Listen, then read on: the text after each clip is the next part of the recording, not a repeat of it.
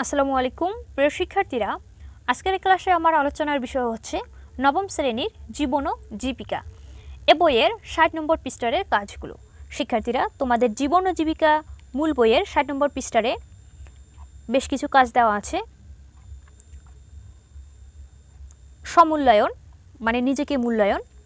আমরা ব্যবসায়ের আইডিয়া সাজানোর ক্ষেত্রে কোন দিকগুলো বিশেষভাবে বিবেচনায় রাখব, ব্যবসায় আইডিয়া সাজাতে কোন দিকগুলো বিশেষভাবে বিবেচনায় রাখব সেগুলো এই পৃষ্ঠায় আলোচনা করতে হবে। এখানে দেখো বেশ কিছু ফাঁকা জায়গা দেওয়া আছে। আর্থিক পরিকল্পনার ক্ষেত্রে কি কি বিবেচনায় রাখতে হবে, প্রচার ও প্রসারের ক্ষেত্রে কি কি বিবেচনায় রাখতে হবে, এভাবে এই ঘরগুলো পূরণ করতে হবে। অর্থাৎ এটা হচ্ছে হেডলাইন, এটা তথ্য দিয়ে এই ঘরগুলো পূরণ করতে হবে। তো শিক্ষার্থীরা, এই ঘরগুলো আমি পূরণ করে রেখেছি। আর্থিক পরিকল্পনার ক্ষেত্রে দেখো কি রেখেছি, বাজার সমীক্ষা, লক্ষ্যবাজার, প্রতিযোগী এবং সম্ভাব্য লাভের পরিমাণ সম্পর্কে জানতে হবে। এরপর স্টার্টস আপ খরচ, ব্যবসা শুরু করার জন্য প্রয়োজনীয় সমস্ত খরচের হিসাব রাখতে হবে। এরপর চলমান খরচ, কর্মীদের বেতন, ভাড়া, সরঞ্জাম এবং অন্যান্য প্রয়োজনীয় খরচের বিবরণ তৈরি করতে হবে। আয়ের প্রক্ষেপণ, ব্যবসা কত আয় করতে পারে তা অনুমান করতে হবে। আয়ের প্রক্ষেপণ, ব্যবসায় কত আয় করতে পারে তা অনুমান করতে হবে। লাভের সুযোগ, বিনিয়োগের উপর কত রিটার্ন আশা করতে পারি তা নির্ধারণ করতে হবে।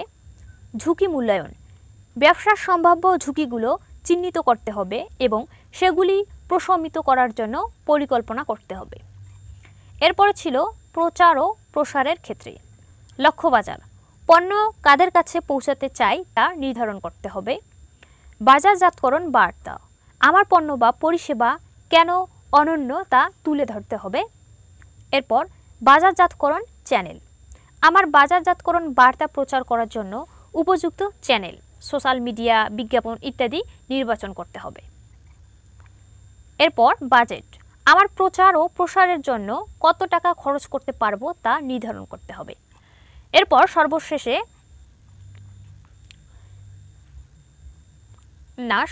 না, এখানে ক্রেতার সেবা প্রদানের ক্ষেত্রে গ্রাহক পরিষেবার নীতি, উচ্চমানের গ্রাহক পরিষেবা প্রদানের জন্য নীতিমালা তৈরি করতে হবে।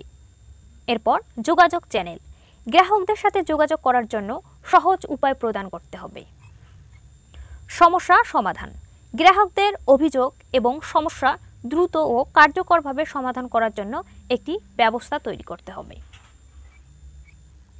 গ্রাহক প্রতিক্রিয়া, গ্রাহকদের কাছ থেকে প্রতিক্রিয়া সংগ্রহ করতে হবে এবং তা ব্যবসা উন্নত করতে ব্যবহার করতে হবে। পরিবেশ ও স্বাস্থ্য সুরক্ষার ক্ষেত্রে এটি হচ্ছে সর্বশেষ। এর অন্তর্ভুক্ত হচ্ছে পরিবেশগত প্রভাব, ব্যবসার পরিবেশের উপর কী প্রভাব পড়তে পারে তা মূল্যায়ন করতে হবে। পরিবেশগত নীতিমালা, পরিবেশের ক্ষতি হ্রাস করার জন্য নীতিমালা তৈরি করতে হবে। কর্মীদের স্বাস্থ্য ও নিরাপত্তা, কর্মীদের জন্য একটি নিরাপদ ও স্বাস্থ্যকর কাজের পরিবেশ নিশ্চিত করতে হবে। স্বাস্থ্য ও নিরাপত্তা নীতিমালা, কর্মীদের স্বাস্থ্য ও নিরাপত্তা নিশ্চিত করার জন্য নীতিমালা তৈরি করতে হবে। তো শিক্ষার্থীরা, আমরা ৬০ নম্বর পৃষ্ঠারের সমূল্যায়নটুকু দেখে নিলাম। আজকের ক্লাস আর লম্বা করছি না, আজ এখানে শেষ করছি। ধন্যবাদ সবাইকে।